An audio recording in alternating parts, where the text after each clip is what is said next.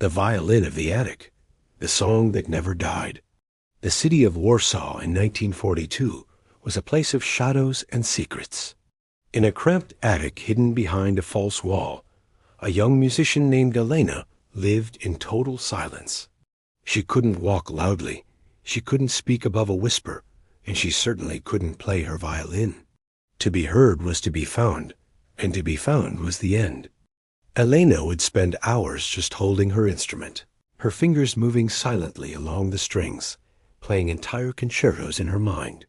The violin was a beautiful Stradivarius, a family heirloom that represented everything the war was trying to destroy: beauty, history, and soul. Every night she would polish the wood until it shone like amber, a silent protest against the dust and the gray of the world outside. One evening, the hunger and the isolation became too much.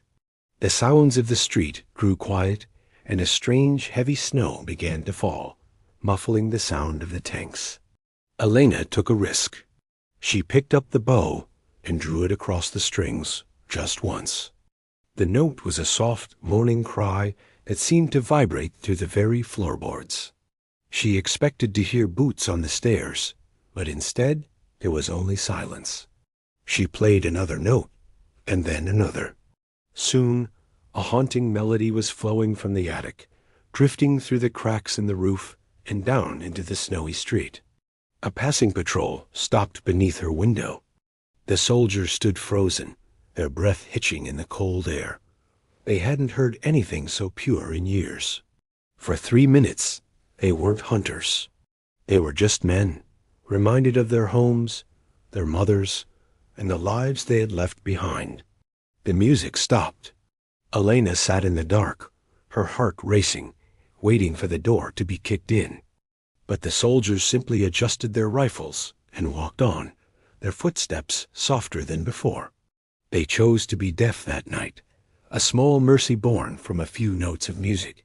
Elena survived the war, and her violin survived with her.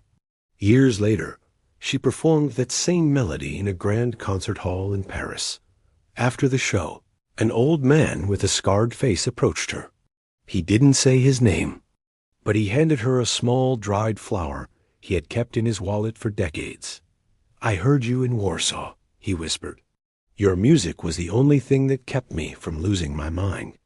Elena realized then that her silent attic concerts hadn't just saved her. They had saved the humanity of those who were supposed to be her enemies.